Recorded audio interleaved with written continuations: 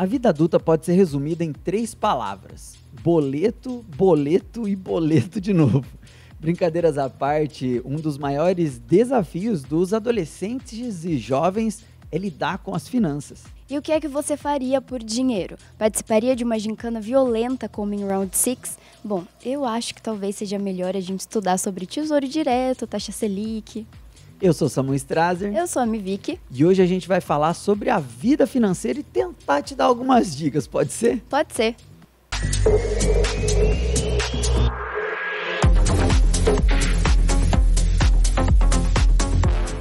É isso aí, galera. E olha só, Selic combina com VIC. VIC, você faz investimentos? Não faço. Você faz investimentos, Samu?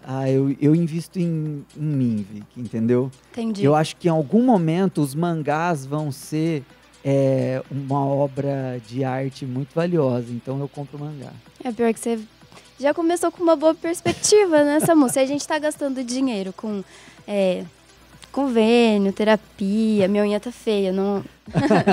Convênio, terapia, que mais? Exercício físico, alimentação, não deixa de ser um investimento, né? É um investimento na gente também, Educação, né? exatamente. Só que o que acontece muito? A gente acaba gastando todo o nosso dinheiro com as despesas. E quando a gente consegue ainda ter essas despesas, né, gastar com educação, gastar com lazer, gastar com cuidados, já é um luxo, né, no Brasil. E acaba, às vezes, não sobrando nenhum dinheiro, né, Samu? Pra gente investir, muito menos, né, pra ter uma economia. Nossa, e falar sobre dinheiro é um negócio que mexe tanto com a gente, né? Porque, caraca, pagar conta e tal, é um negócio muito difícil de lidar. E sempre assim, como você vai melhorar? Porque a gente precisa aprender a se organizar, né? Mas a gente também precisa aprender a aumentar a nossa fonte de renda. E muitas vezes isso é investir, não só investir, né, na bolsa de valores, mas investir em educação também. Putz, quer saber? E se eu der uma apertadinha e fazer um curso? Porque daí com esse curso eu posso tentar um emprego melhor. Então, melhorar a renda, melhorar a renda e tal. Então, muitas vezes a gente precisa ter essa inteligência, né, para lidar com as finanças desse jeito também, né? E outra coisa que tem bem forte também é assim, o que a gente, né, nessa situação, todos ferrados, sem dinheiro, o que é que um ser humano é capaz de fazer para ter, então, dinheiro, né? E na ficção a gente tem várias obras que abordam isso, e uma mais recente, não tão recente, né? Já não tá mais tão no hype, mas que eu acho que todo mundo vai lembrar, é Round 6. Então, que a gente tem várias pessoas super endividadas e literalmente morrendo e matando para ganhar na Mega Sena. Não na Mega Sena, mas para ganhar um baita de um cofrão, assim, de dinheiro. E Vicky, quando eu assisti Round 6, eu achei um absurdo, assim. Eu lembro que eu já comentei disso contigo quando eu assisti. Tipo, como assim os caras aceitam fazer essas coisas, sabe? Pra ganhar dinheiro e tal, só por causa do dinheiro e se matando e matando os outros. É um absurdo isso, né? Só que quando você tá nesse contexto de desespero, né, muita gente faz muita coisa. E aí eu comecei a analisar a situação que a gente tem aqui no nosso país, por exemplo. Quanta gente pobre, de verdade, assim, né? A galera bastante humilde mesmo, que não tem nem o necessário para sobreviver, se dispõe a fazer tanta coisa, sabe? E não tô falando só de crime, não, de começar e acabar indo pro tráfico, Sim.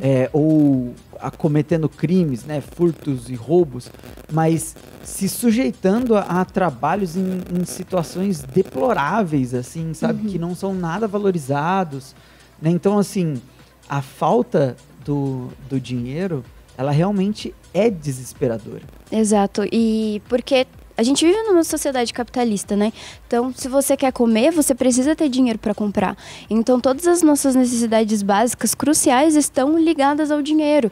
E no Brasil, a gente tem mais de 240 213, 214 milhões de habitantes. E no nosso país, cerca de 70,1 milhões de pessoas estão inadimplentes. Então, assim, não sou boa de matemática, não vou fazer essa conta agora, mas assim, se a gente tem cerca de 214 milhões e 70, mais de 70 milhões de pessoas com dívidas, é muita coisa, é muita gente, né? 1/3 da população brasileira endividada aí, com o nome do SPC aí no Serasa. Exatamente. E esse dado é de janeiro desse ano, janeiro de 2023, do Serasa mesmo. Então, olha só pra você ver. E assim, acho que a galera deve lembrar, quem assistiu o Homem-Aranha 1, porque não só pessoas comuns passam por problemas financeiros, super-heróis também, porque o Homem-Aranha tinha problemas financeiros. Pior, né? Ele aceita participar de uma luta livre lá para ganhar um prêmio, porque ele queria comprar um carro lá para impressionar a Mary Jane. E ele era entregador de pizza e tirava umas fotos. Então ele não tinha muito dinheiro. E assim, digo mais. Ele comprou o carro porque ele ainda morava com a tia dele antes. Então ele não tinha essa despesa. Depois ele vai morar sozinho e ele mora num casebre assim. Casinha muito pobre, né? Nossa, coitado do Homem-Aranha. Pobre Peter. Nossa, por isso que eu adoro o Homem-Aranha. O Homem-Aranha é muito da hora. Mas dá pra se identificar mais com o Homem-Aranha do que com o Homem de Ferro, né? Verdade. Tem poucos homens de ferro no mundo, mas todo mundo é Homem-Aranha. Faz sentido. E é por isso que é importante falar sobre educação financeira. E assim, eu não sei você, mas eu sempre achei meio chato falar sobre educação financeira. Meio não, muito chato. E entender as coisas, entender os termos, entender de economia. Tipo assim, se às vezes as pessoas mal têm acesso à educação, que dirá ter acesso, né, à educação financeira. E essa é uma das grandes discussões que a gente tem no Brasil atualmente, que é colocar a educação financeira nas escolas. Porque a educação financeira é uma necessidade, você saber se organizar é uma necessidade. E eu achei muito legal uma vez, Samu, que eu entrevistei um professor de economia aqui da região, que é o professor Laureano, e ele falou algo muito legal que é mais ou menos assim: ensinar às nossas crianças, aos nossos adolescentes, principalmente que eles não precisam, o que eles precisam e o que eles querem, né? Às vezes a gente acha que a gente precisa de muita coisa, só que na verdade não. Assim, então a gente precisa de quantas roupas, de quantos tênis, de roupa de marca, de, enfim, jogos e mais jogos de videogame. Então assim, a gente vive numa sociedade capitalista. E todos nós estamos suscetíveis a esse consumismo exagerado. Então, muitas pessoas, às vezes, acabam se endividando, não apenas por... Lógico, tem gente que tem necessidade, acontece algum imprevisto, e daí você entra numa bola de neve. Mas, às vezes, muitos dos nossos gastos são gastos supérfluos, gastos que a gente não precisava ter. Então, é aquilo. Às vezes, a gente não aprende a, tipo, quero alguma coisa? Beleza. Então, vou aprender a juntar um pouquinho todo mês para conseguir comprar isso. Não, a sociedade capitalista, ela faz aquilo. Não, eu preciso disso e eu preciso disso agora. Então, eu vou comprar... É aquele meme, né? Como é que eu vou pagar depois? Isso é um problema para Tamires do futuro. Hoje vou ter o que eu quero. E eu acho que, nossa, isso é muito legal a gente falar, porque tem muita gente que fala: eu mereço. Nossa, eu mereço. Cara, você merece. Você é do futuro vendo tudo que você mereceu, né? Você merece, com certeza. Você que nos assiste, você que assiste pode ser uma pessoa maravilhosa. Você merece tudo.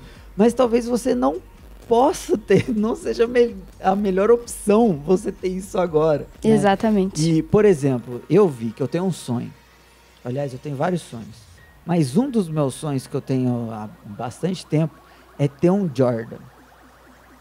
Que é um tênis muito da hora. Sabe? Muito caro. E muito caro.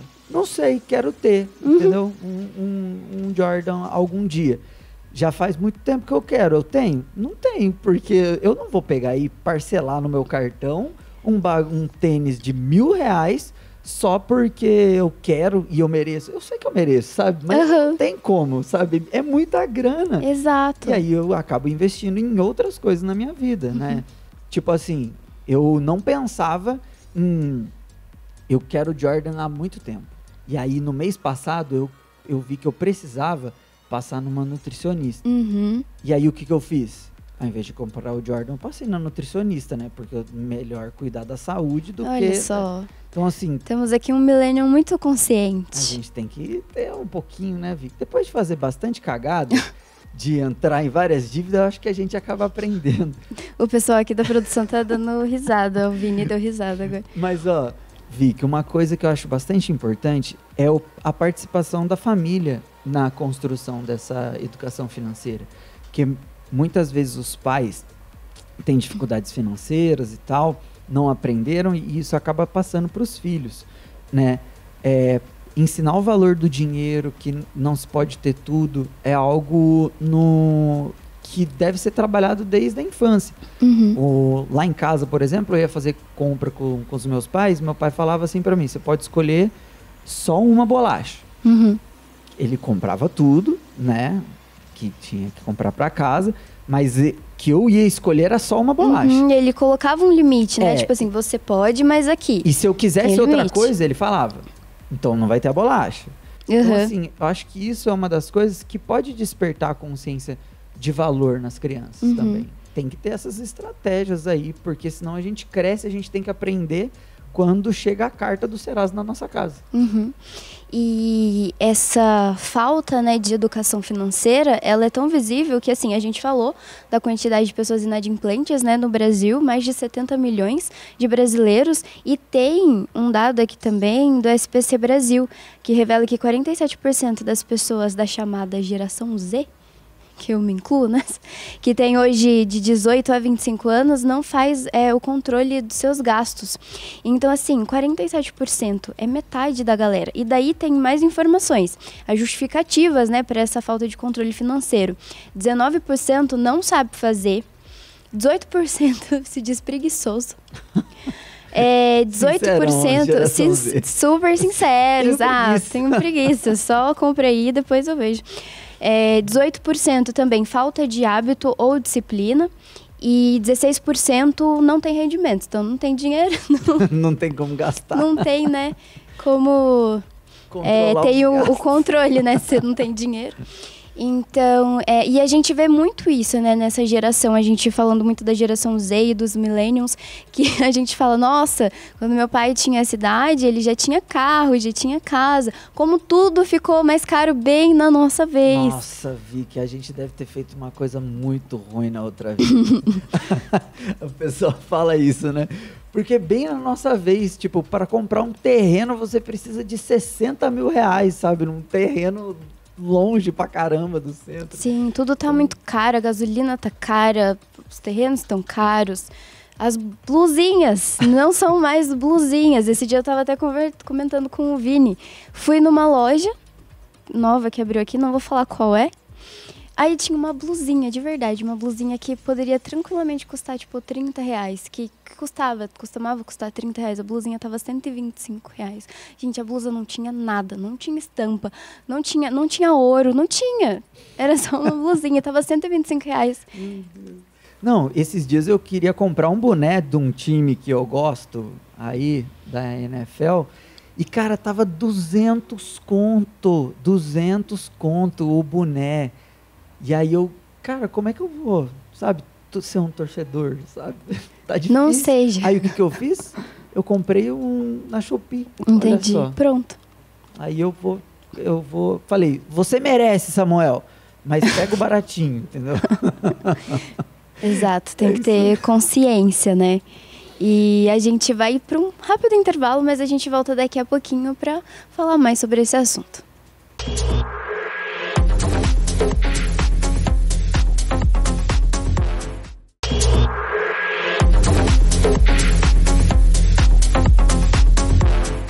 É isso aí, galera. Estamos de volta. Aí vi que a gente estava falando como na geração dos nossos pais era diferente, né? Tipo, na minha idade, meu pai estava com 2 filhos, construindo uma casa, já estava com um carro e assim, tudo ok. Só ele trabalhava. E aí, na minha idade, eu tenho que dividir bastante as contas lá em casa, porque senão sozinho eu não dou conta. Tudo meio a meio, né? Mas bastante coisa mudou. Uhum. Por exemplo, eu peguei dados sobre idade que as pessoas se casam. lá em 1970, as mulheres casavam em média com 23 anos e os homens com 28.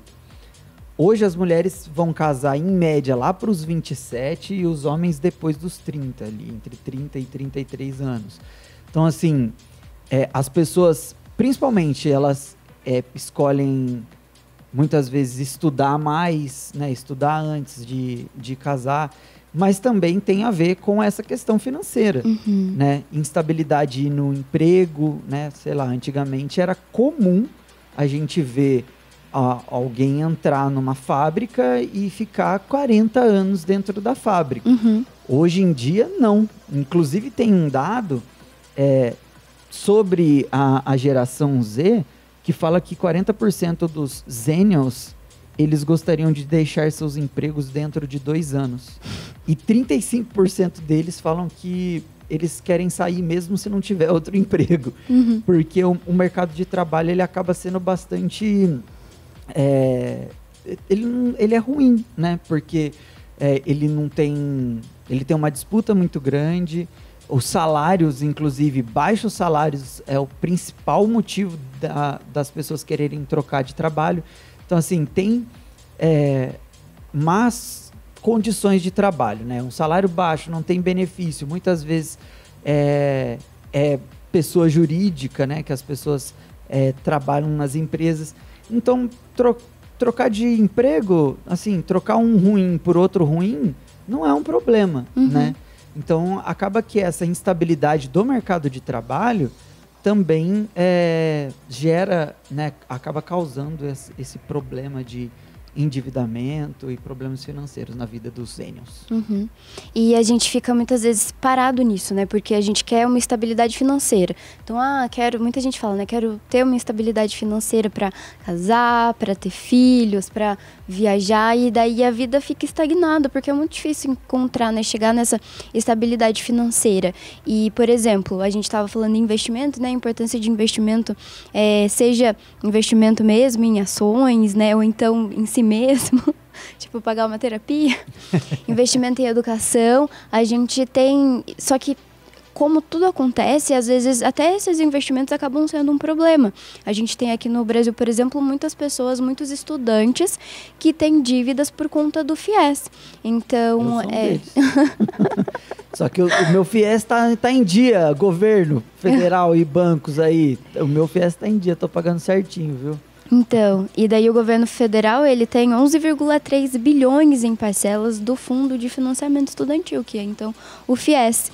E dos quase 1,9 milhão de ex-estudantes que já estão na fase de pagamento das parcelas, 53,7 estão com dívida atrasada há mais de 3 meses. Então, é metade dessa população, né, desses estudantes e ex-estudantes, né, na verdade. Então, gente, é muita coisa. E sabe uma coisa que eu achei interessante na pesquisa que o nosso produtor, o V-Style, fez? Que, apesar da geração Z ou os millennials um pouco mais avançados aí, eles estarem nessa situação de financeira, muitas vezes que não conseguem ter controle das finanças, eles são, na medida do possível, bastante responsáveis.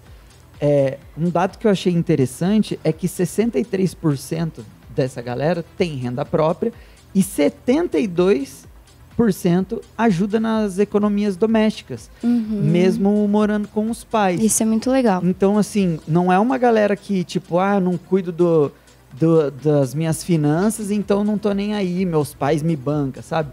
É uma galera que eles realmente, eles estão sofrendo, né, financeiramente, eles estão passando por uma barra, mas eles estão contribuindo. Então, sim, tem responsabilidades também, né? Tipo assim, às vezes pode até atrasar uma coisa ou outra e tal, mas eles estão contribuindo, eles estão pagando as contas, eles estão participando, eles não estão sendo bancados pela geração anterior. Né? Então, apesar de não terem um controle, eles estão em busca, né, e tem essa responsabilidade.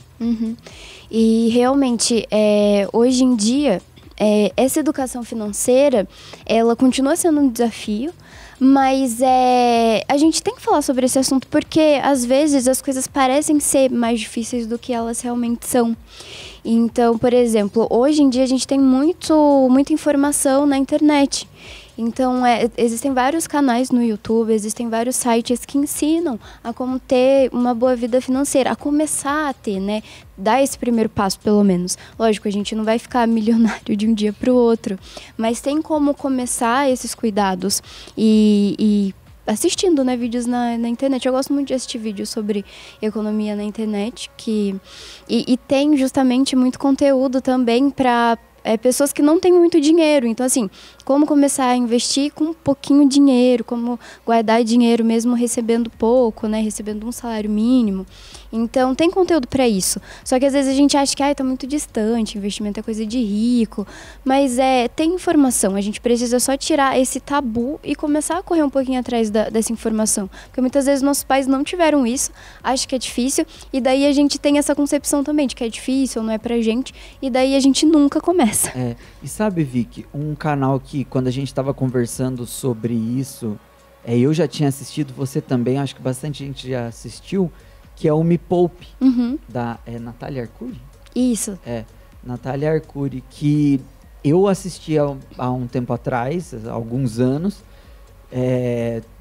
que estava meio difícil aí o início da profissão e sair da faculdade, toda aquela coisa, né? Começando a pagar o FIES, né? E novo no mercado de trabalho, estava difícil de organizar as finanças. E eu comecei a procurar. E aí eu caí nesse canal, o Me Poupe, que é um canal bastante legal, que falou, principalmente que eu aprendi, que eu acho que é uma dica muito legal para a galera, é sobre fundo de reserva. Porque muitas vezes você não vai ter grana para investir em ações e não sei o quê. Vou ter um dinheiro para eu fazer dinheiro. Para você ter dinheiro para fazer dinheiro, vai um pouco mais de tempo e um pouco mais de investimento, sim. Mas o fundo de reserva, que é a primeira coisa que a gente precisa construir para ter uma estabilidade financeira legal, é muito importante. E, assim, vai demorar para você construir um fundo de reserva, né? Ter um dinheirinho ali guardado, que você não vai usar ele para pagar as contas do mês. Vai usar para pagar contas de emergência, né? Mas isso dá uma segurança. E várias vezes, né, depois que eu aprendi, eu consegui ter uma tranquilidade, lidar com os imprevistos por conta desse fundo de reserva. Então é muito interessante você, né, olhar as suas contas. Putz, é que tá muito apertado. Tá, tenta dar uma zerada no seu cartão, tenta dar uma segurada nos lanches, uma coisa ou outra, e juntando uma graninha e fazendo essa gordurinha no banco para queimar. Porque aí quando vem um imprevisto, você não precisa meter a cara num cartão de crédito não sei quantas vezes que talvez você nem consiga pagar. Né? Você já tem ali o seu dinheirinho guardado. Exato. É muito legal esse lance. E também buscar, né, Vicky, algumas alternativas para viver aí nesse mundão. Exato. Uma das alternativas que tem se popularizado muito é o co-living, que seria uma república para adultos, né?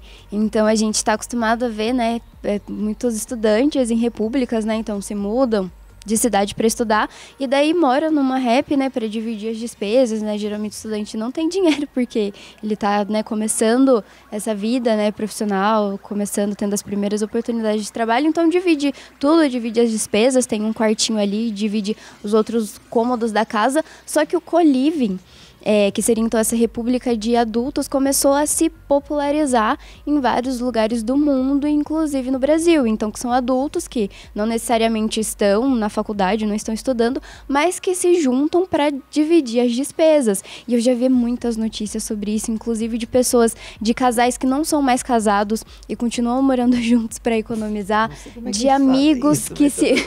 Não sei, Inteligência emocional ali no talo. Mas é um assunto para um outro podcast, outro episódio.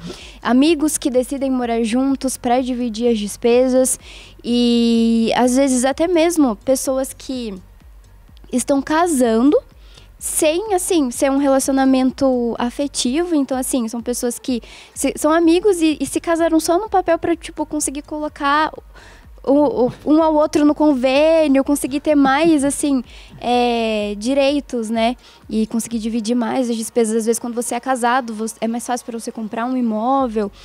E olha aí, olha só, como é difícil e como é difícil ser solteiro também, né? Porque ser solteiro é mais difícil comprar casa, é mais difícil às vezes para você conseguir fazer as coisas. Mas olha o nível que a gente tem chegado, né? De tipo, eu acho que essa questão do casamento é um pouquinho mais absurdo, mas o co-living é uma ideia que eu acho legal. E entra muito nessa questão da economia colaborativa, que é uma economia mais inteligente. Então, assim, pensada muito não mais tanto no comprar, no consumir, mas assim, no dividir. Então, por exemplo, a economia colaborativa, ela fala muito de coisas compartilhadas e até mesmo serviços. Então, por exemplo, eu tenho uma casa com 2 quartos. Por que eu não posso, né, então, colocar esse outro quarto à venda, tipo, ou morar, dividir com um amigo? Ou então, por exemplo, eu tenho um piano em casa que eu não uso.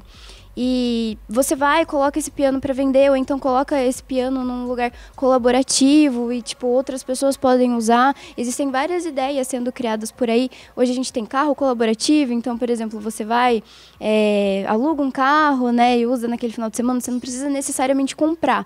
Então, a economia colaborativa, ela traz esses conceitos de que não necessariamente eu preciso ter, mas eu posso dividir, então usar em conjunto, né? É isso aí. E falando de repúblicas, um abração pro pessoal lá de Barão Geraldo, uns amigos do Vinícius aqui, o nosso chefe do estúdio. O pessoal aí, ele tem saudade de vocês, viu? Mas a gente vai pro intervalo e volta já já.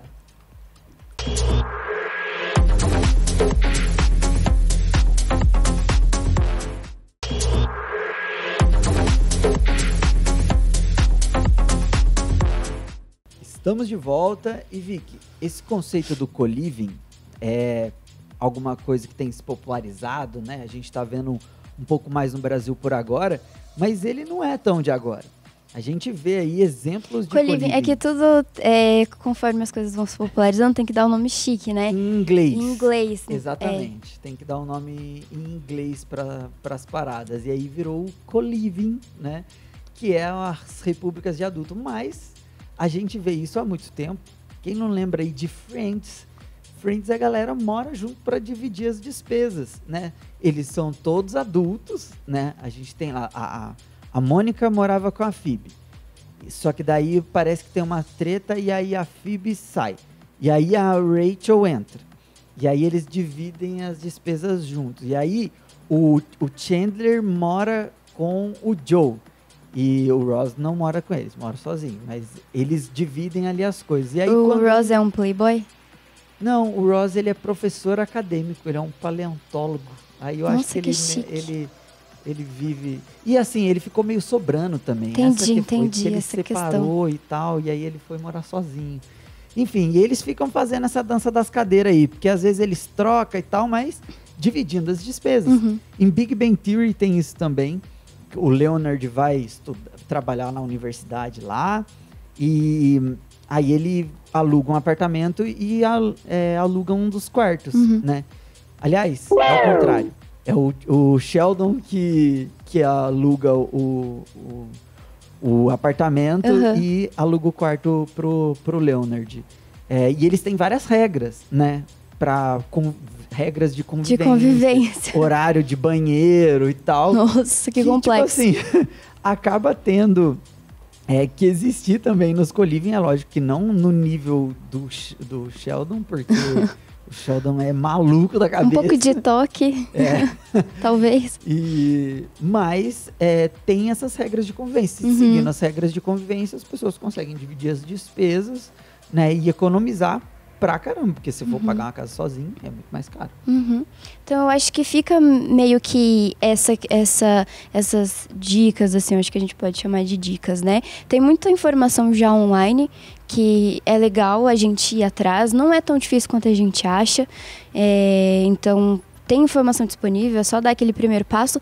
E também eu espero, né, que as futuras gerações, as nossas gerações também, comecem a pensar diferente daqui para frente, né? A gente também já sabe que a gente está numa situação em que a humanidade tem usado demais os recursos naturais, produzido demais. Então, talvez a economia colaborativa, que pense mais em não tanto comprar, em não tanto consumir, mas mais compartilhar, né, em dividir, talvez seja uma boa saída para esses problemas, principalmente agora, né? Então, dividir as despesas, dividir a casa, dividir o carro, dividir os serviços, né? Então, as pessoas muitas vezes também conseguem fazer isso. Por exemplo, eu sei uma coisa, você sabe outra, e a gente troca, né, essa questão, nem tudo depende, né, de dinheiro. E eu acho que é legal a gente começar a trazer e a desenvolver essas questõezinhas. Lógico que justo na nossa vez está tudo tão caro. A gente queria também ter as nossas próprias coisas. Mas eu acho que fica legal também essa mudança de pensamento de que nem tudo é ter. E se todo mundo dividisse, né, ia ser mais fácil. Porque todo mundo ia ter acesso. E não ia ser tão difícil. E, por exemplo, os co-livings, uma coisa que é muito legal também é, por exemplo, a gente ter até, às vezes, uma casa mais elaborada, né? Você tem um lugar que vai ser um escritório, que pode ser, né, um lugar compartilhado também, mas você pode ter... Exato. Você pode ter uma sala de jogos. Você pode ter uma biblioteca, mas assim, como tem mais pessoas morando junto, é mais fácil de dividir essas coisas. Então, fica aí essas coisas a se pensar. Eu acho que outra coisa importante é a galera realmente se preparar, sabe? Não é difícil, dá uma pesquisada aí na internet, se organiza financeiramente, né? A gente não falou tanto de investimentos e tal, porque isso aí é bastante técnico, mas se você tem essa vontade e tem esse seu fundo de reserva, um fundinho aí para investir, vale a pena também, mas o principal, organiza aí as suas contas, coloca lá luz tanto, água tanto, e coloca um limite para você gastar no cartão de crédito, né? Para você não se explodir e no outro mês você tá com a corda no pescoço, né? Quando tem quando você tem controle, você consegue até fazer mais coisa. Então, assim, se controlando com seu fundinho aí de reserva e tal, e pesquisando bastante, vai dar tudo certo, galera. Na nossa vez tá mais difícil, mas a gente também é mais capaz. Vamos acreditar nisso. A gente vai ter que criar soluções, né? Vamos ter que criar soluções. Mas é isso aí, galera. Não esqueçam de seguir o Pode Ser em todas as redes sociais. A gente tá agora no Spotify, no Deezer, no Amazon Music, no Google Podcasts, enfim, a gente tá em tudo quanto é lugar. No YouTube da TV Câmara também, na TV aberta, no canal 12.3, então você pode assistir o Pode Ser de tudo quanto é lugar. A gente espera vocês no próximo programa e até mais. Tchau, gente, e até o próximo programa.